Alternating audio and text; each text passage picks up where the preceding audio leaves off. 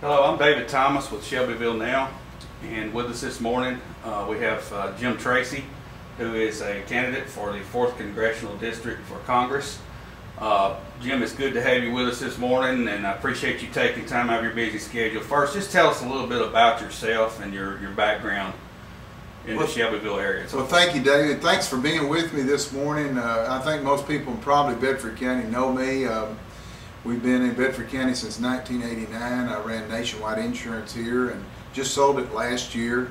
My background is I was a teacher and a coach, and started off doing that. My degree is in ag education, so I understand agriculture very well. That's been my background my whole life with my dad and family, so agriculture has been very important to my life. And running a business, I understand what it means to meet a payroll. I understand what it means when government rules come in and affect you. So that tells you a little bit about it. Also in my background, many people remember that I officiated basketball, and many people call me names over the years, which is fine. It's prepared me for the political world, really. And I also got started really in Bedford County when I ran for school board in 1996, and was elected school board in 96. Very proud of my service there on the school board. And we did some really good things on the school board. Mike Bone was elected superintendent that year, and feel like we've got a good school system here in Bedford County. And then later on in 2004, I ran for the state senate and was elected as a state senator in 2004, and really enjoyed my service as a state senator to this point. And I think we've done some good things for Bedford County. We've been able to get the bypass around Bedford County, which is going to be very helpful, I think, for economic development. And just, you know, it's public service. When you run for office, you're a public servant. So I've enjoyed doing that, David. Well, we appreciate the service that you've already given us here in Bedford County. Looking ahead, you have a big election coming up. You have a primary, what is it, August 7th? August 7th. Okay. Tell us a little bit about, well, let's just talk about the top 3 issues that you see facing our country now. I think the number one thing, there's 3 or 4 real important issues. The one thing that I hear campaigning throughout the 16 counties in Bedford County and all the other 15 counties that I'm campaigning in, that the country is definitely on the wrong track. Everybody says it's on the wrong track. They want new people in with some new ideas to turn the country. Let's talk a little bit about what we've done in Tennessee. Tennessee, we've cut taxes, we've cut spending, we streamlined government, we balance our budget every year. If we can do it at the state level, we've got over a $32 billion budget. We balance our budget. We've made Tennessee a business-friendly state, so businesses want to come here. We're the lowest debt state per capita of any state in the country. Me being chairman of the Transportation Committee, we have no debt on the roads or bridges. I remember several years ago when I first became chairman, they came to me and they wanted to borrow money to build roads and bridges. And I said, no, as long as I'm chairman, we're not going to do that. I think we pay as we go. And if we do that federally, we'll be in a lot better shape. The reason why I'm running for Congress, David, I have 3 boys. One of them about the age of your daughter. And they went to school all the way through together. And I'm very worried about where the country is right now. For that age group and for that generation, I want to be able to make government better where we can get the debt out of the way, because they're going to be in so much debt. They're not going to be able to start a business and raise a family and do the things that I did. And that's what it's all about to me. I've sold my business to go and campaign and do this, and I feel very honored to be a state senator and represent the folks in Bedford County. I want to represent them in Washington, D.C. with the same principles and values that I've done as a state senator. And I think it's very important. So those are some of the things that people are talking about. I think also what people are talking to me about, 2 really other things that is so important today that they're hitting me with every day when I'm on the campaign trail, is one, accessibility. They want to see their congressman out being visible in the community. And I've tried to do that. Through my 10 years as a state senator, I've been out and I go to the breakfasts, I see people at the ball games, and that's so important. People want to do that. I mean, some of the legislation that I've passed is because I've been out in those events where people can visit with me and talk to me about issues that are very important to them, and then we move on and carry legislation, and it changes really the law in Tennessee because of the people.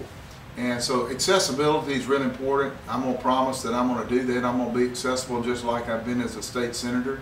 I want to be out there and have the town hall meetings and go to the breakfasts, go to the ball games so people can talk to me. I think that's really important. And thirdly, I think, and it goes along with what we talked earlier, you know, my conservative principles, they are that. I don't believe you need to spend more than you take in, so you need a balanced budget. I'm a conservative.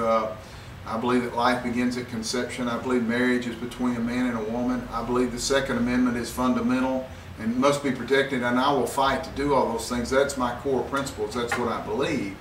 And then the last thing I think that people are looking for, not only a conservative in accessibility, is effectiveness. People are looking today, they're so tired of folks in Washington, D.C. just not being effective. Going on the camera, talking about the other person. They want you to come up with solutions and start solving problems. And that's what I've done my whole time as a public servant. I've tried to come up with solutions to solve problems. And that's what I want to do. I want to be effective on whatever issue it is. Okay, Jim, let's talk about one other topic that you hadn't hit on yet. Let's talk about our government, how it kind of overreaches at times. Well, David, that's one thing that we fought at the state level, whether you're talking about right now, people on the campaign trail talking about the IRS, with everything that's going on in the IRS, where they were targeting conservative groups and going after that. They're overreaching right now, the IRS is. USDA is overreaching in the walking horse industry. They're just overplaying their hand. EPA is overplaying their hand. There's so many areas that the government's overreaching. That's one thing that I will fight to curve back on the government overreach. As a small business owner, I understand that, because when the government overreaches, it affects small business. Whether it be Obamacare, for example, the healthcare issue is another government overreach. It's affecting people hiring jobs. So you're talking about government overreach in Obamacare, the EPA, the USDA, you know, the IRS. All those are government overreaches right now, and I will fight to curb that back. If we can curb back the government overreach and just get them out of our way, I think the country will grow, the economy will boom, and we will be back to like we were in the 80s or maybe the 90s. Let's change gears just for a second. There's some local issues that we have to face as a city and county. One of that being the walking horse industry. Tell us how you have supported that in the past and what you would like to do in the future in that area. Well, thank you for that question. I know there's a lot been said about me and where I am. First of all, I live in Bedford County. I've never moved away from Bedford County. I've been here since 1989. I've raised my 3 boys here. They've all gone to school here. My son lives here today. I own property here. I own a office building here. So I'm not leaving Bedford County. You didn't move to Murfreesboro? Never moved to Murfreesboro. It was reported that, and they did retract it in the newspaper, but no one saw that. And it was just a mistake. You know, sometimes people make mistakes. So I do live in Bedford County. Don't plan on moving away from Bedford County. I understand probably, with my degree in agriculture, I wanted people to know this. The last 7 or 8 years, I've spent many hours working with the walking horse industry. It's very important to me, you know, because it's very important to the folks in Bedford County, the economy to Bedford County.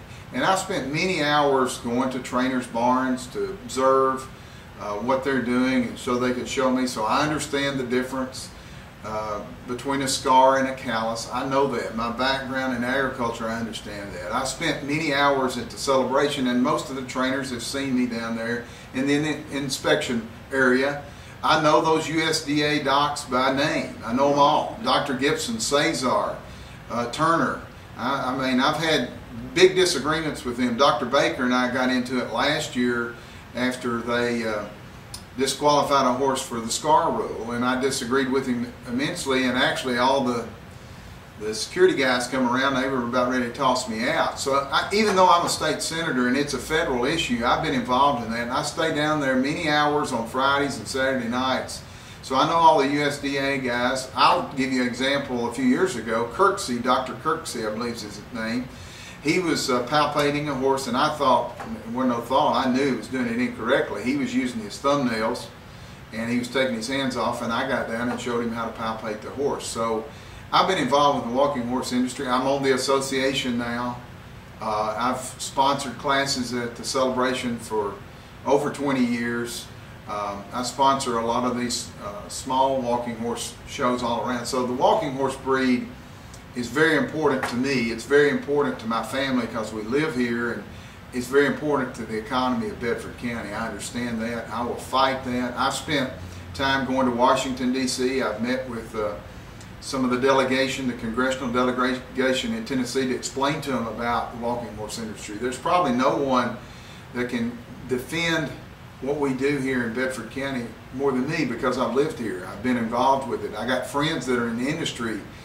Many of my clients over the years were involved in the walking horse industry. So it's very important to me, and I will continue to fight that. One thing I could do, I'd like to ask folks, that I need your vote, because as a state senator, I can only do so much. I did bring the lieutenant governor down, and he observed the inspection area one time. I've talked to the commissioner of agriculture and had him in the state level. We talked to the governor about this issue, but it is a federal issue. To do that, I need to be elected to Congress so I can really be effective for you as a leader to turn it around. And I can explain to people, just like I'm explaining to you, about the business. Those of you watching today that are in the business, you know how hard I've worked at it. You know, you've seen me down at the inspection areas.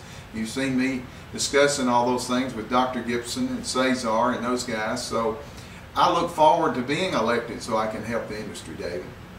I do know that in 2011, I don't know why people would think you don't support the industry, because you were awarded by the Walking Horse Trainers Auxiliary a award of merit for your service. And I just want to say we appreciate what you've done there, but there is some rumors floating around right now on the internet that you support the Whitfield bill, which is called the PAST Act. Tell us where you stand on that particular legislation. Well, thanks for the question. No, I'm 100% against the Whitfield bill, and actually I've gone to Washington to talk to the folks that are working the bill in D.C. for the walking horse industry, working for Congressman Blackman's bill. And I'm worked with a delegation to explain to them why it's important. I'm all for Congressman Blackman's bill. Talked to the other congressmen from Tennessee about this bill, why it's important. I'm totally against the Whitfield bill. I've fought with the HSUS folks for many years on different issues, particularly the walking horse industry, but other issues too. So thank you for that question. There's been rumors to that effect, but that's politics. People will spread that. I wanted everybody to know that I'm totally against that bill. I am for the Congressman Blackman's bill that the walking horse industry is supporting. One thing too I would like to bring out this past year, David, a lot of people may not realize it, I passed a bill with the new walking horse license plate. And that money, there'll be a certain percentage of the money, if you buy that new walking horse license plate, will go back for the breed, to promote the walking horse breed. We sponsored that last year. I was proud to do it. Now it goes into effect now, and you can buy the new walking horse license plate, and some of that money will go back to support the breed. And that's some of the things that I can do at the state level.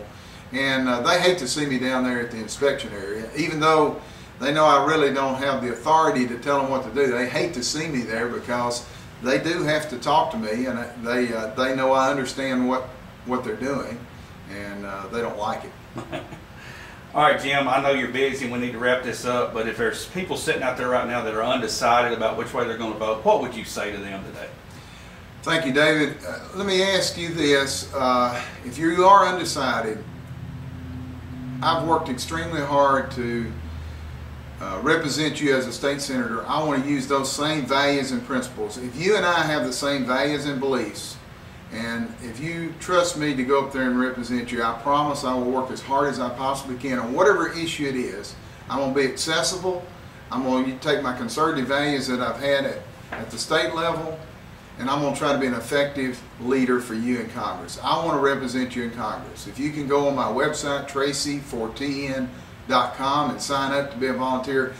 The only way we can turn this country around, we've got to get good people in that have a strong backbone, that are strong conservative leaders to help turn this around. I believe we live in the greatest country in the world. I really do.